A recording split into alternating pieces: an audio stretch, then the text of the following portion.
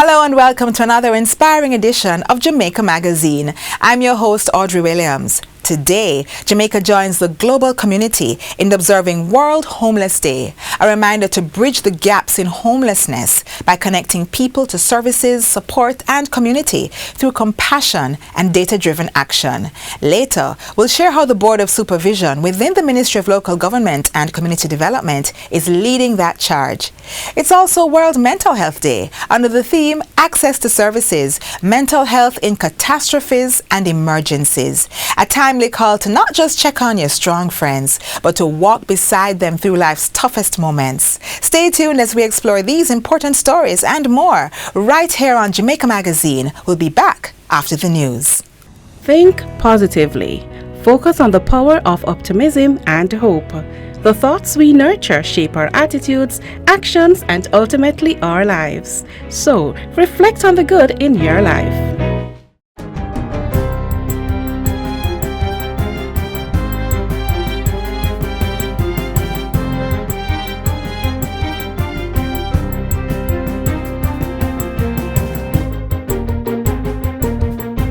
Good day, I'm Theodore Henry, and this is your JIS News for Friday, October 10, 2025. Prime Minister Dr. Andrew Holness is sending a warning to criminals and assurance to residents of Spanish Town that the government will be staking its claim on the area through the construction of the Police St. Catherine North Divisional Headquarters. Dr. Holness toured the project site on Wednesday to get a first-hand look at the progress of the works. This is a statement that the government of Jamaica, the Jamaican state, is going to put its money into the ground in Spanish Town. We're going to take it over and we're going to move out the criminals. The state-of-the-art facility is being funded through the Capital Expenditure CAPEX program. The four-floor structure is being built on a 5-acre property to accommodate about 300 law enforcement personnel. The idea is that you have a facility that is managing as much as 1,000 professionals and seeking to bring order to an area of million population.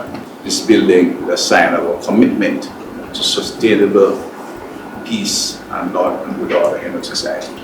In addition to the regular security functions, it will provide amenities such as a jogging trail and futsal and hard courts. Top-of-the-line infrastructure will include an electrical room, a garbage house, sewer treatment plant, stormwater drainage, basement level to house a water storage tank and pump room, and adequate parking. Minister Olivia Grange, who is also the Member of Parliament for St. Catherine Central, welcomed the construction of the police headquarters, which she expects to improve relations between law enforcement and the communities. And we're looking forward to it strengthening the relationship between the citizens and the JCF, and that the community will benefit from the amenities that will be provided. The project is expected to be completed by April 2027. Meanwhile, Prime Minister Dr. Andrew Holness says the construction of the St. Catherine North Police Divisional Headquarters in Spanish Town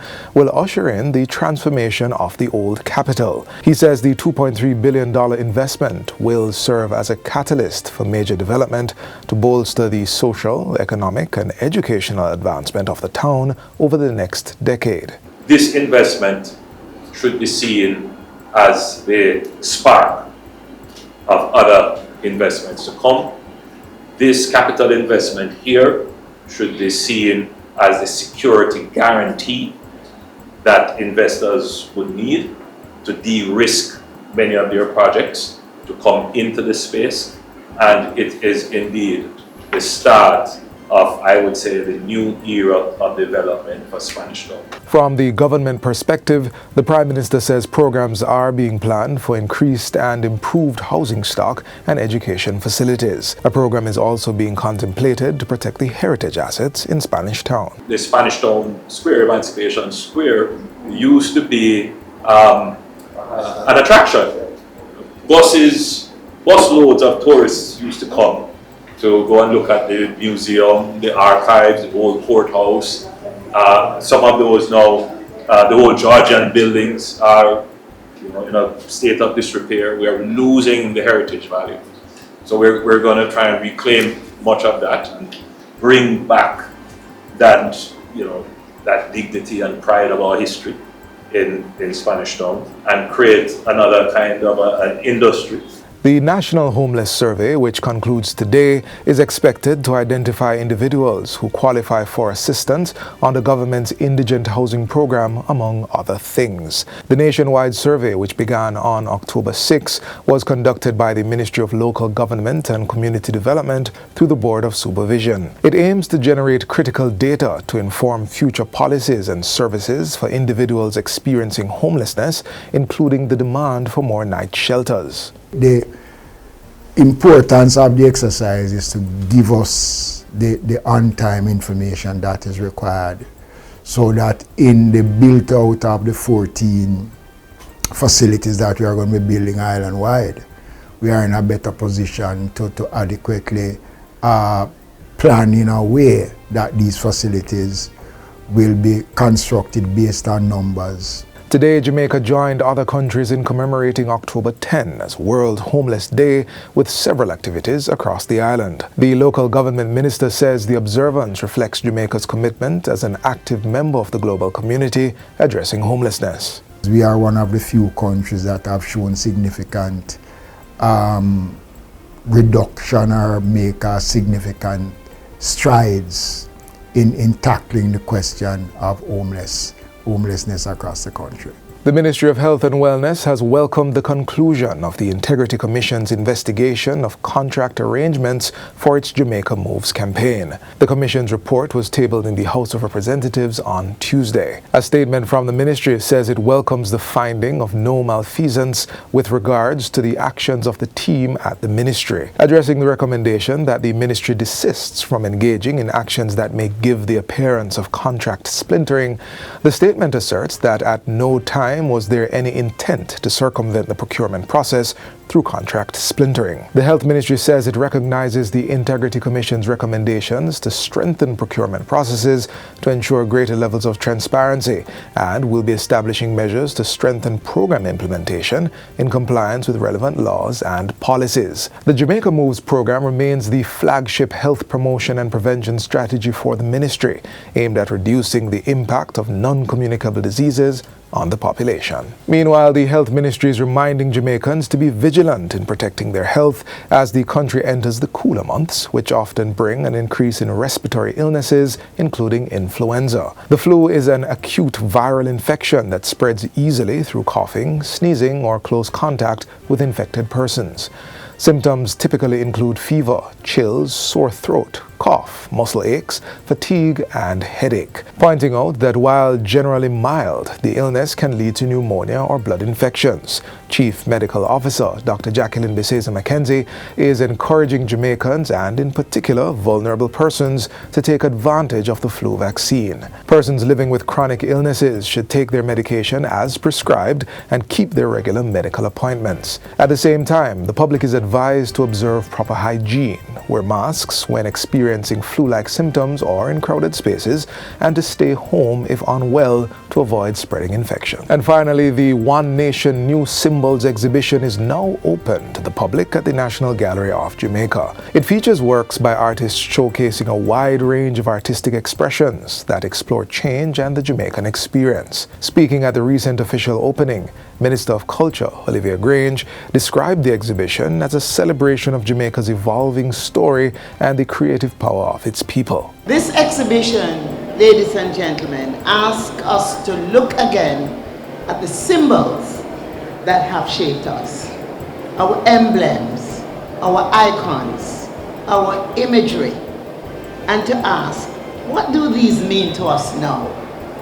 And what new symbols can carry us forward into the future? The minister commended the National Gallery and the Institute of Jamaica for curating such an inclusive platform, one that welcomes artists from home and abroad and from emerging voices to established masters. The One Nation New Symbols exhibition features 46 artists and 55 works of art. It's open until March 29, 2026 at the National Gallery of Jamaica, located at 12 Ocean Boulevard in downtown Kingston. And that's it for JIS News Today. I'm Theodore Henry.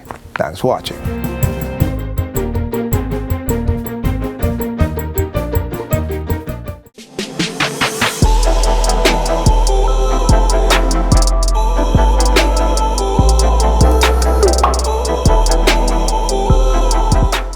Thank you for staying with us. The National Fisheries Authority is stepping up to help fishers handle their catches the right way. This is to ensure that every fish reaching your plate is clean, hygienic, and safe to eat. Stay tuned for our upcoming feature where we'll walk you through the full process.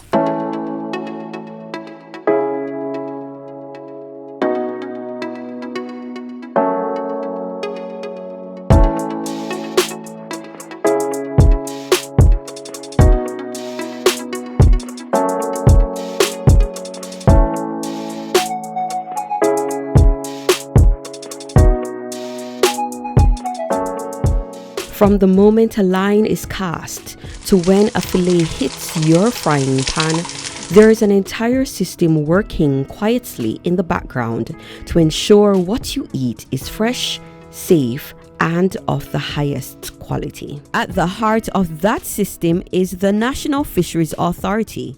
For the NFA, the journey begins with the fisher, guiding and supporting them to ensure Jamaica's seafood remains among the best. The first and main thing is that we ensure that all persons fishing are licensed to be a fisher. That is the first thing. We also have data collectors, extension officers, and compliance officers who ensure that we know where the fish is caught, what was caught, the quantities. And we also give good advice to our fishers how to the best practice. We also collaborate with other agencies, for example, the Public Health Department through the Ministry of Health and the Veterinary Services Division through the Ministry of Agriculture, Fisheries and Mining. The NFA also provides hands-on training in vessel handling, safe diving, long line and fad fishing techniques, and most importantly, post-harvest care. We give training on long line fisheries and fad fisheries for them to increase their catch. But we also teach them how to work with that catch after they have caught it. So our staff interacts, education is the key. And we try our best to have outreach and educational activities all the time. But the process doesn't end at sea. Once the fish reaches shore, safety remains the priority. The product should be iced. Ice kept in a cooler if they're transporting it, if they don't have a mobile refrigerator. If they take it home and it's there, wash the fish thoroughly with potable water and keep it refrigerated or iced until time to consume, until you're ready to use the product. That's a standard that fishers like Kevin live by.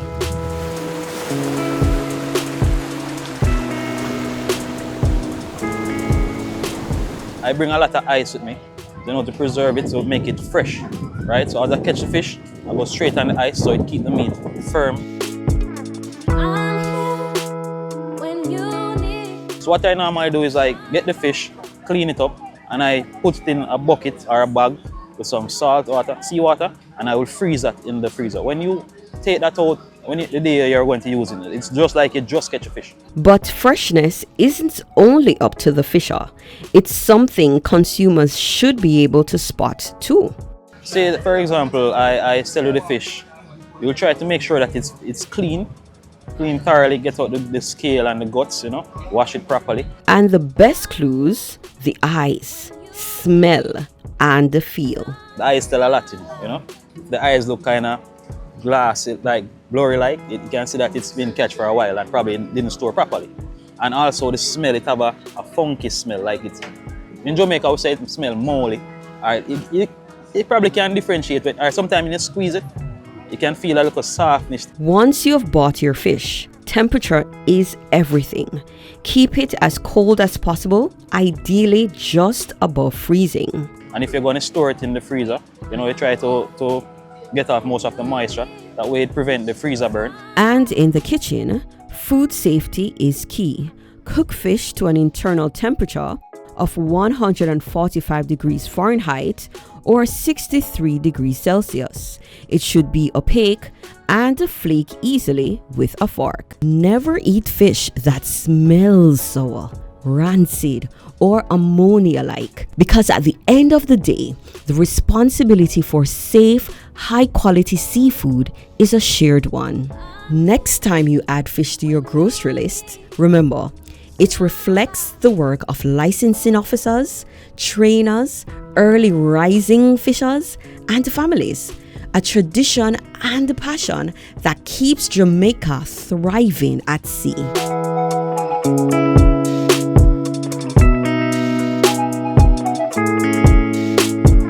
I'm here when you need somebody.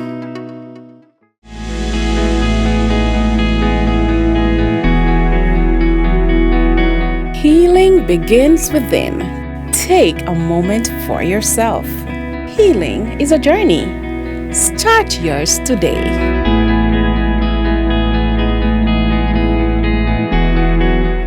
Up next, a powerful discussion unfolds on how theatre can shine a light on mental health and how each of us can play a role in supporting those facing mental illness.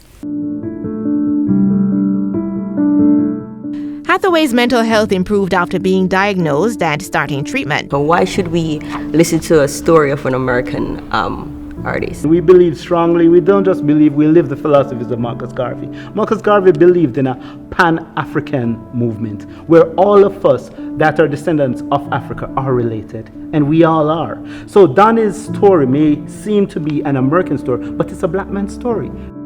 A black man's story that disregards social status, color, stage in life, or geographic place. In Jamaica, once you mention, that you are struggling, in that way you are deemed like, or maybe not much attention is placed to that.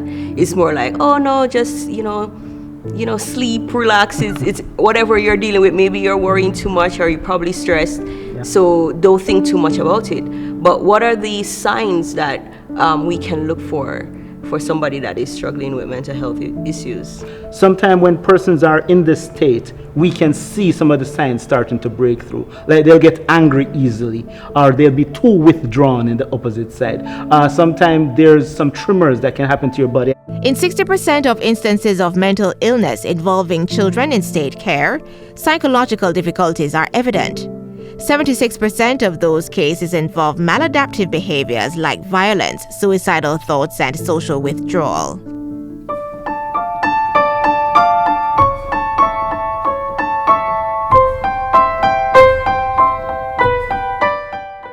I played Yulela in Heart of Soul. I was Donnie's wife. I was the caring type, but he started going through mental illness. I didn't know what was going on at the time. Well, the character didn't know what was going on at the time. She was supportive, but at one point, things went south. And the role I played was a character named Benny, but sometimes went by Bunny. Whatever the reason may be, I'm still not completely certain, but I loved the character because it was essentially me, but a caricature. So the way I had to prepare for the role was I just had to be myself, but play it up a little. He was a sort of type that knew what was happening. He knew the ins and outs of the roles, and he knew how to play it up to his advantage. I played Donnie Hathaway, the lead.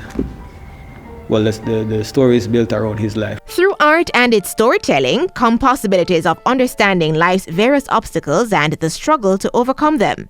It could be as simple as resisting a harmful mental perception.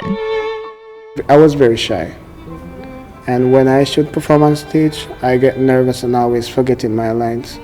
At one point I thought he was gonna drop me and find someone else, but he saw the talent in me I didn't see myself, and he pushed me to get there. So now having the confidence, I'm very dedicated to this studio, and I'm willing to play any part given to me. Theatre is one way to do this, and there are many other ways to challenge the mind, such as knowing the difference between fact and fiction. You can begin by utilizing the resources at your disposal. We have, for example, like forums. We collaborate with other agencies, other health agencies, to educate, as well as to we provide the information as to where they can go to get assistance. Donny Hathaway returned to his room at the Essex House Hotel in New York City on January 13, 1979. Later that night, his body was discovered on the sidewalk outside his 15th floor window. The death of Donny Hathaway was ruled a suicide. He was 33 years old at the time. To check on your strong friends. Very much true, because like she said, you don't know what people are going through. And it's also important to know within yourself what's going on, because you yourself know you better than anyone else could possibly know you. Let not your mind be troubled, and if it is, seek help. Our theater, culture, and art worlds are waiting on you to speak up, find peace, and inspire others to do the same.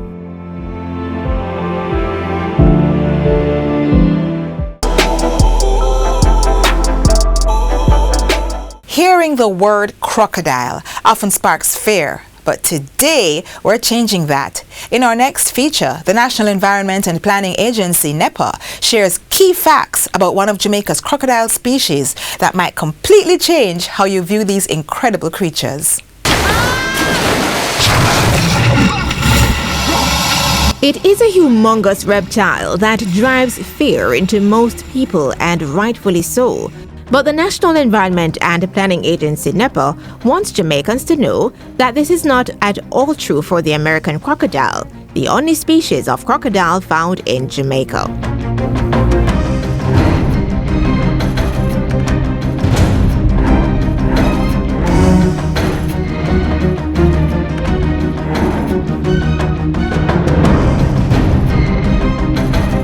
One of the things that we want people to understand is there are various species of crocodiles.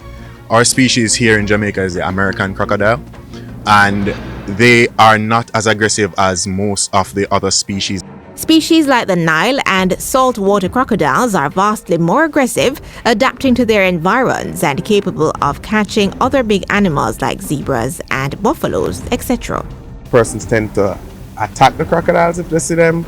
They tend to see a crocodile and not leave it alone. They think that, the mere presence of the crocodile is a threat. But the American crocodile, found here mainly in wetlands, rivers, swamps, and coastal areas, is much more passive than other species. Its nature is mostly shy and reclusive, avoiding human contact, with a diet consisting of crabs, birds, and fish, things that don't require a lot of aggression because of their lack of hunting drive. But still, they have to endure the misconceptions of more aggressive crocodiles. There are a lot of misconceptions and fear-based reactions that persons have about crocodiles.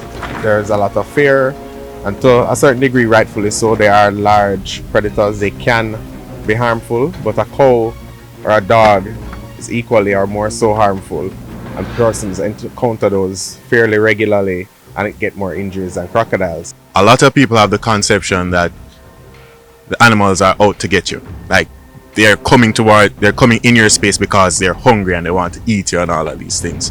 Ideas that are fueled by movies and documentaries. And with more infrastructure being built and people moving into wetland areas to live, more Jamaicans are coming into contact with crocodiles, a recipe for disaster, not just for humans, but the animals too. Institutions like the Holland Bay Crocodile Sanctuary in St. Thomas aid in their preservation. One of the biggest threats when it comes down to the population of the species, aside from habitat loss, is poaching, human interaction, all of these things. So a facility like this allows for people, the general public, to come and understand how the animals operate. It's basically getting people exposed to this particular species, as well as the type of environment they live in, and it's an educational process for them. The sanctuary serves as a research and monitoring center that also does outreach and training programs. Jamaicans are invited to the Holland Bay Crocodile Sanctuary to learn more about the American crocodile. Knowing more will aid in our interaction with the animal and help us understand the many reasons why conservation is important. One of which is the fact that they have been described as wetland engineers. In the wetland, you have areas that the crocodile would habitually go through, and it creates this channel, and it connects that water source to another water source. Without those channels, they would then be overgrown by some of the reeds. Why this is important is that those channels allow for juvenile fish. It allows connectivity between the wetlands, the estuaries, and sometimes the sea. Environmentally, it allows for better hydrology for mangroves.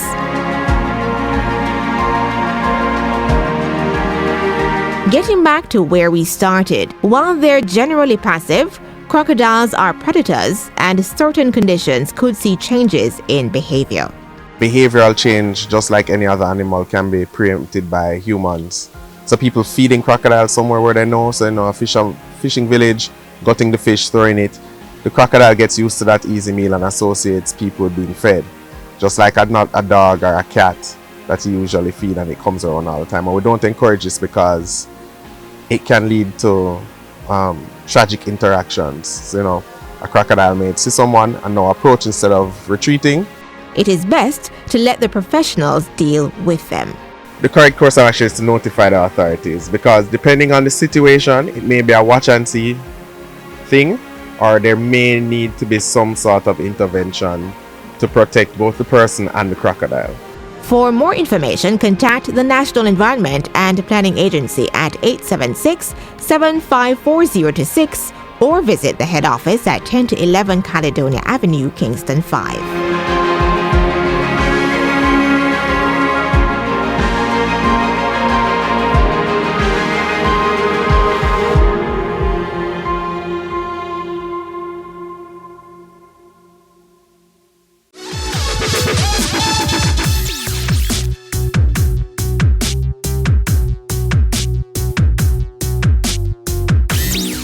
Homelessness isn't just the absence of a roof over one's head.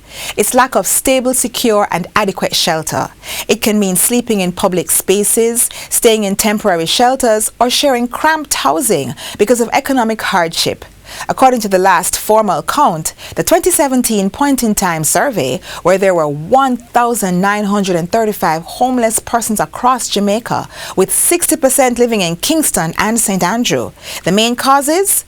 Unemployment, poverty, and mental illness. On this Homeless Awareness Day, the Board of Supervision, which oversees poor relief services, medical aid, and education for children on relief, is stepping up efforts to reduce those numbers. Through initiatives like drop-in centers, night shelters, and meal programs, the board continues to provide hope and dignity for those in need. If you or someone you know is homeless, please reach out to your local Poor Relief office at any municipal corporation, the Ministry of Local Government, or the Board of Supervision. Together, we can make a difference.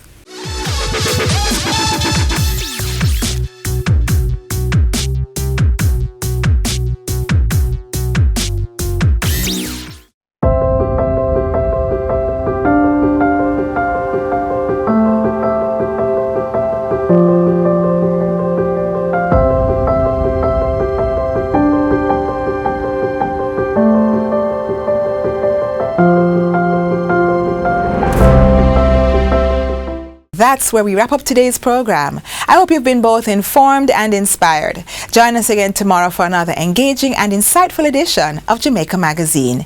If you missed any part of today's show, no worries. You can catch the recap and explore more stories at jis.gov.jm.